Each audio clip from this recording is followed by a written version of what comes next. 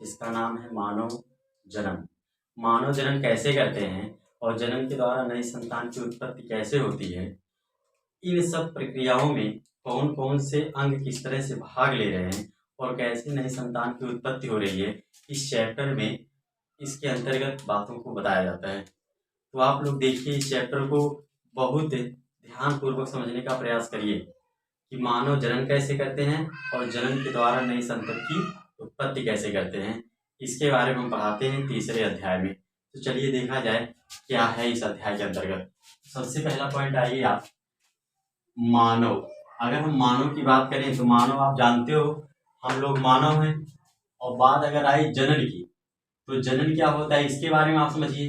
तो जनन क्या होता है, अपने समान नई संतान की उत्पत्ति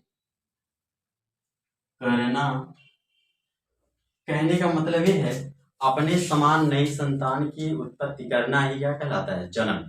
जैसे अगर देखा जाए, मानव का बच्चा मानव, गाय का बच्चा गाय, भैंस बच्चा भैंस, बकरी का बच्चा बकरी। ये प्रक्रिया क्या है, जनन है। कहने का मतलब अपने समान नई संतान की उत्पत्ति करना ही क्या है, जनन है। अब देखिए जनन होता क्या है, तो आप सबसे मोस्ट पॉइंट इसमें जाएंगे। जनन एक कैसी प्रक्रिया है, जनन एक जैविक प्रक्रिया है। अगर हम जैविक प्रक्रिया की बात करें तो जैविक प्रक्रिया होता क्या है, ऐसा प्राणी, ऐसा जीव जिसमें पाचन, श्वसन, दहन, उत्सर्जन, आप लिखेंगे पाचन, श्वसन, दहन, उत्सर्जन, ईटीसी आदि आता है, उसमें जैविक प्रक्रिया होती है। उसे हम क्या कहते हैं, जैविक प्रक्रिया। जैसे अगर बात करें जैविक प्रक्रिया क्या है, ऐसा जीव, जैसे मान लीजिए कि मानव है तो मानव खाना खाएगा, पचाएगा, सांस लेगा और देगा। फिर उसके बाद बात करें दहन, दहन का मतलब होता है खून का ट्रांसपोर्ट होना इधर से उधर। फिर आएगा उत्सर्जन, उत्सर्जन का मतलब होता है चीजों अपशिष्ट पदार्थों का शरीर से बाहर निकलना। अब देखिए अगर बात करें तो जनन जैविक प्रक्रिया है। जनन जीवों की कैसी विशेषता है, प्रमुख विशेषता है। कैसी विशेषता, प्रमुख विशेषता। अब क्यों प्रमुख विशेषता है, इसलिए प्रमुख विशेषता है क्योंकि अगर जनन की क्रिया होगी नहीं तो नई संतति की उत्पत्ति होगी नहीं, और जब नई संतति की उत्पत्ति ना होगी तब घर द्वार एकदम खंडहर हो जाएगा, लड़के बच्चे नहीं रहेंगे तो देखे वाले कौन। इसको कहा जाता है, इसीलिए क्या है, प्रमुख विशेषता है। तीसरी बात जनन को लेके, जनन में आनुवांशिक, कैसा, आनुवांशिक पदार्थ का स्थानांतरण होता है। तो आनुवांशिक पदार्थ जो हैं वो डीएनए, आरएनए जो है उनका क्या होता है, स्थानांतरण होता है। तो आपको शायद ये समझ में आएगी बात कि जनन क्या है। जनन जो है, जनन के द्वारा नई संतान की उत्पत्ति होती है। जनन एक जैविक प्रक्रिया है, कहने का मतलब ऐसे जीव जिसमें जैविक क्रियाएं होती है वो सब जनन करते हैं। फिर दूसरी, जनन जीवों की प्रमुख विशेषता है। तीसरी, आनुवांशिक पदार्थों का स्थानांतरण होता है। अब देखिए अगर हम बात करें तो जनन के द्वारा नई संतान की जो उत्पत्ति होती है, जनन के द्वारा जो नई संतान की उत्पत्ति होती है वो कैसे होती है, और जो नर मादा मिलकर जनन की क्रिया के द्वारा नई संतान की उत्पत्ति करते हैं वो कौन कौन से अंग हैं जो उसमें इन्वॉल्व होते हैं, उसके बारे में हम देखते हैं। तो आइए देखें अंगों को। सबसे पहले हम हेडिंग डालते हैं रिप्रोडक्टिव सिस्टम। कौन सा सिस्टम, रिप्रोडक्टिव सिस्टम। अगर रिप्रोडक्टिव सिस्टम की हम बात करें तो रिप्रोडक्टिव सिस्टम को कहा जाता है हिंदी में जनन तंत्र। अगर हम बात करें, जैसे आप लोग कहते हो सिस्टम, सिस्टम मतलब लैपटॉप, कंप्यूटर, मोबाइल वगैरह सब सिस्टम है, तो वैसे सिस्टम की अगर बात करें तो जनन में जो अंग भाग लेते हैं वो क्या हो गए, तंत्र हो गए, वो सिस्टम हो गए। अब देखिए हम एक तरफ लिखते हैं, कॉलम बना लेते हैं बिल्कुल आसान भाषा में समझने के लिए। अगर देखा जाए तो यहाँ हम लिख लेते हैं मेल, मेल को कहा जाता है क्या, पुरुष। और यहाँ पे लिख लेते हैं फीमेल, फीमेल मतलब क्या, महिला। और फिर इसके बाद अब हम यहाँ कॉलम बनाते हैं। जैसे सबसे पहला पॉइंट होगा प्राथमिक या प्राइमरी सेक्स ऑर्गन। अगर हम बात करें प्राथमिक लैंगिक अंग, कौन सा अंग, प्राथमिक लैंगिक अंग, वह कौन सा अंग है जो सबसे पहला काम करेगा नई संतान की उत्पत्ति में। तो देखा जाए पुरुषों में कौन सा अंग है और महिलाओं में कौन सा अंग है जो नए बच्चे की उत्पत्ति के लिए सर्वप्रथम कार्य करता है। तो देखा जाए तो पुरुषों में सबसे पहला काम करने वाला जो है उसको कहते हैं टेस्टिस। टेस्टिस मतलब होता है क्या, वृषण। अगर महिलाओं की बात करें तो महिलाओं में होता है ओवरी। ओवरी को कहा जाता है क्या, अंडाशय। अब देखिए ये सबसे पहला ऑर्गन है जिसमें हार्मोन्स बनेंगे और हार्मोन्स के द्वारा एक्साइटमेंट होगा और उसके द्वारा वृषण में शुक्राणु का निर्माण होगा और अंडाशय में अंडाणु का निर्माण होगा। अब देखिए वृषण जो है उसमें किसका निर्माण हो रहा है, शुक्राणु का, और अंडाशय में किसका निर्माण हो रहा है, अंडाणु का। अगर हम बात करें शुक्राणु और अंडाणु की बात करें तो शुक्राणु और अंडाणु जो होती है सबसे प्राथमिक इकाई है नई संतति के जीवन के लिए, समझ रहे। इसीलिए ये जो शुक्राणु और अंडाणु है ये अगर जिन अंगों में सबसे पहले जिन अंगों में इनका निर्माण हो रहा है उस अंगों को कहा जाएगा प्राइमरी सेक्स ऑर्गन, प्राथमिक लैंगिक अंग। अब देखिए अगर यहाँ पे देखा जाए नर में देखा जाए तो इस भाग को हम कहते हैं क्या, वृषण, और मादा में देखा जाए तो इस भाग को कहते हैं हम ओवरी। आपके सामने दूसरा बात सेकेंडरी सेक्स ऑर्गन या तो इसको कहा जाता है एसेसरी डक्ट। अगर हम बात करें एसेसरी डक्ट की तो इनको हिंदी में कहा जाता है सहायक नलिकाएं।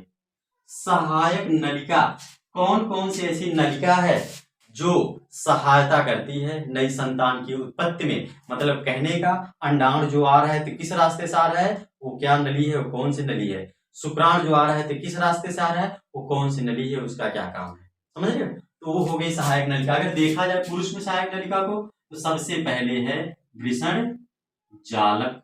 क्या है, वृषण जालक, जिसको कहा जाता है रेट टेस्टिस। क्या कहता है, रेट टेस्टिस। अब देखिए दूसरा पॉइंट, अगर दूसरे पॉइंट की बात करें, दूसरा पॉइंट है आदि शुक्र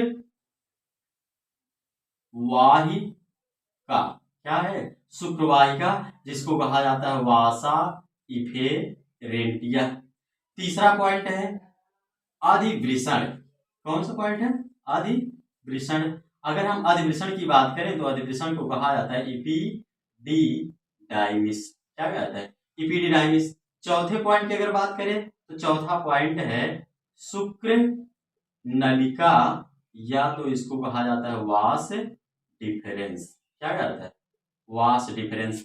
अब देखिए अगर हम बात करें इसकी तो यहाँ पे देखिए सबसे पहला पॉइंट है कौन सा, सबसे पहला पॉइंट वृषण जालक। अगर वृषण जालक की हम बात करें तो वृषण जालक जो है, जैसे मान लो शुक्राणु निकला तो सबसे पहला जिस भाग में जाएगा उसका नाम वृषण जालक। ये जाल जैसी संरचना होती है, आगे बिल्कुल फिगर के साथ बताया जाएगा इसके बाद। फिर दूसरा पॉइंट, उसके बाद जिस चौराहे पे आता है उसका नाम है शुक्रवाहिका। उसके बाद जहां पे आता है उसका नाम है वृषण। उसके बाद जहां पे आता है उसका नाम क्या है, वो बड़ी सी लंबी नली है जिसका नाम है क्या, शुक्र नलिका या शुक्र वाहिनी भी कह सकते हैं, वास डिफरेंस भी कहा जाता है। अब देखिए इसी तरह से अंडाणु जब निकलता है मादा के अंदर से तो कौन कौन से अंग होते हैं जो भाग लेते हैं। सबसे पहले अगर भाग की हम बात करें तो कौन सा अंग है, सबसे पहले है ओविडक्ट।